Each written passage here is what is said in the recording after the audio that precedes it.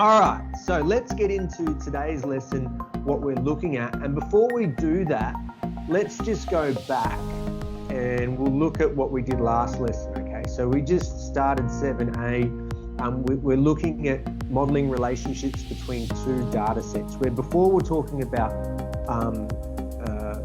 univariate data, uni being, one set of data. Now we're looking at bivariate data. So we're looking at two sets of data and trying to see whether or not there's a relationship between the two, okay? So whether there's some correlation, all right? And then also, if there is some correlation, is there some causation? Right? And we looked at using the technology to be able to input the data and then display that data. So that's a way that we can check to see if there is some sort of correlation. Because if there is correlation with the data, then that lets us know that it's that we should further investigate to see whether or not that we have causation. Okay, that one affects the other. And that's where we sort of left off. So we're using language to describe the correlation, whether you had strong positive, weak positive, or negative correlations. Okay, so we're using language to describe that correlation. So we graphed it and then we use language to describe that. This lesson we're going to be using numerical values to describe that. And I'll get into that soon. But before I do, we figure out whether or not there is correlation, but we have to always remember, as we saw here, that correlation does not equal causation. What correlation does is it gives us a reason to further investigate to see if there is causation. And then we did this, we input this data. I showed you how to do that on the GDC. And then we could, by visually looking at that and using language, we could describe the relationship between these two variables, we don't know what they are, was a strong positive correlation. All right, so today, what are we doing? We're using mathematics and using a number to describe that correlation. And we call this number, well, the letter we use is R, but it's called Pearson Product Moment Correlation Coefficient. Now that's quite a bit of a mouthful. You're not going to be tested on remembering that name. But when I refer to Pearson's, you should know what I'm talking about. Or if someone talks about the Product Moment Correlation Coefficient, this should ring a bell.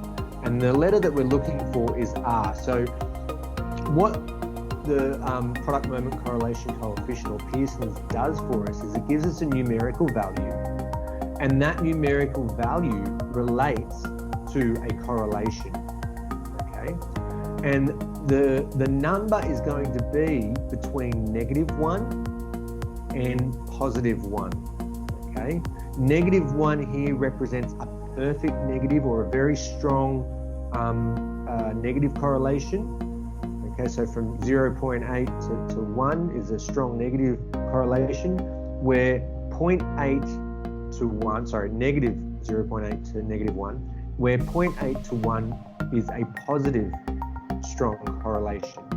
Now, if we have a look at this table here, we can see, these are the boundaries that we're sort of working with. So between 0 and 2.5 is very weak, between 2.5 and 0.5 is weak, 5 and 0.75 is moderate, and so forth. And the same thing works in a negative. So these are positive weak correlations, or very weak correlations, positive, moderate. Put in negative values there and it would be a negative weak correlation, etc. and so forth. Now, the beautiful thing about working with Pearson's Product Moment Correlation Coefficient is that we get to use technology for this one. And it's about being able to use the technology to find the numerical value that describes the correlation between the two variables. So let's have a look at this example here, straight from your textbook. Okay, so we've got a school basketball coach kept a record of the number of players, the number of games played, and the number of points scored. Okay, we've been given a table here. Now all we're going to do is we're going to put that into our GDCs. Let's pull up this one here. This is from last lesson here. I'm going to exit out of there. And you guys also should probably have data still in your GDC ready to go. So what I'll get you to do is to delete that data.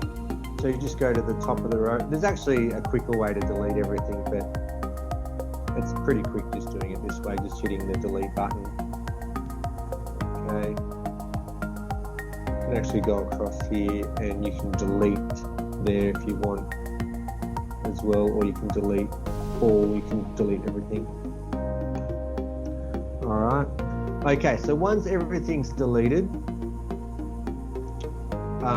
just input the data from this table where our list 1 is going to be our X values and our list 2 is going to be our Y values. You could do it the other way around if you like, but generally we start with X, like when we're writing coordinates, we put the X coordinate first and then we put the Y coordinate second, or if we're doing vectors, you know, we put the X component first and then the Y component second. And that's why that we're going to use the list. For the first list here, we're going to put our X components in first, and then for list 2 we'll use that for our Y components.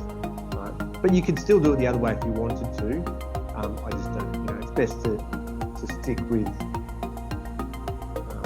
one way of doing things so you don't confuse yourself. So I'm just going to pop in all of those values there.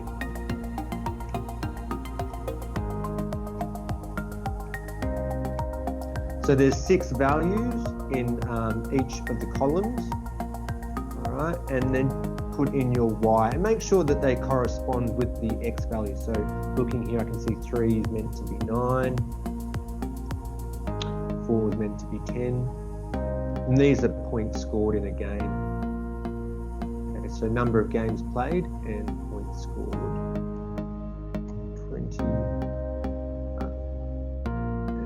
Oh, what have I done wrong? Okay, look, there's actually, we have a look here, there's 3, 4, 4, there's another 4 there, which means that that's 5, which means that's 6, and that's 10. And this is a good reason why, you know, in an exam situation, you want to be double checking all the time. So 1,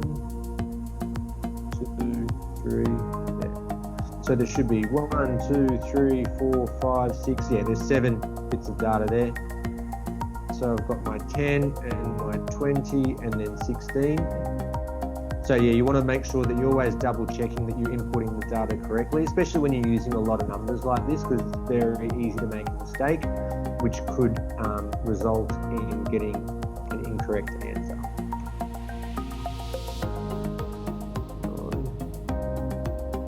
6 and 29, and then 10 and 43. Okay, so like we did last lesson, if you want, you can visually have a look. We can just graph it. Okay, we can graph it. And before we graph it, let's just check that we have our X list is going to be our list 1, and our Y list is going to be our list 2. And we've got a scatter plot here. All good. So we can graph that.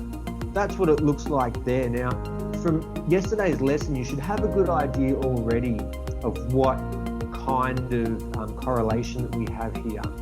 And it's important to have a look at it because you want to make sure that that matches up with the Pearson's product moment correlation coefficient as well. Okay, so if we have a look at that, we would say that definitely that's a positive correlation, and it's looking rather strong.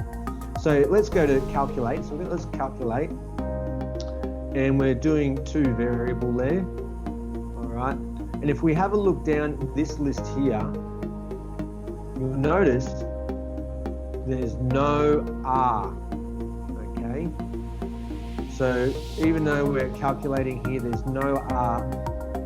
It's very easy to get lost and go, oh, hang on a minute, where's my Pearson's coefficient here? Product moment coefficient, correlation coefficient. It's not actually there. What you need to do is we press this F2 here, okay, where it says X, And here you'll notice you've got AX plus B or A plus BX. And you should recognize as those being the way that we describe a straight line. Okay, this is for our linear regression. Now, it doesn't matter which one that you choose, it's up to you. I'm going to choose AX plus B because that's generally how, MX plus C is how we describe a straight line. All right, so I'm going to choose F1, but you're going to get the same results here. And here's where you'll see your linear, you'll see your Pearson's product moment coefficient, correlation coefficient, and it is represented by R. So the number there is 0.95706,753.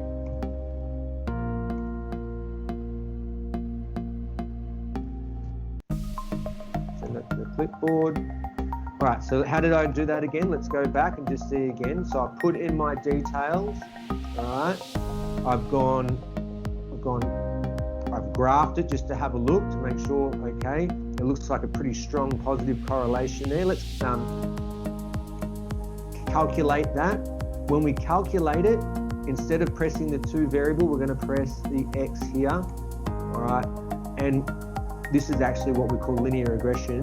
And we're going to look at the AX plus B, and that's where you find it there. All right.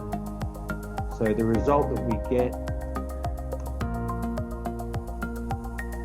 is right here.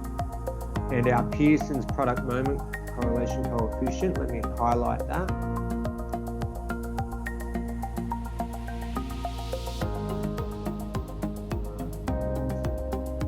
Lag issues here, but is here. Notice it's a positive number and it's 0.957. Notice that it's quite close to 1. All right. So between 0.75 and 1, we would say that that's a strong correlation. Okay. So we're looking at this number here, our R. That's our Pearson's there. Now, if we go back and we go draw. That's the linear regression line there. We'll go more into that in further lessons. But if we look at those positions there, it does visually look like a strong positive linear correlation. Okay, so that actually does match up with the number. So if I was giving that response in an exam situation, I'd be comfortable putting that down.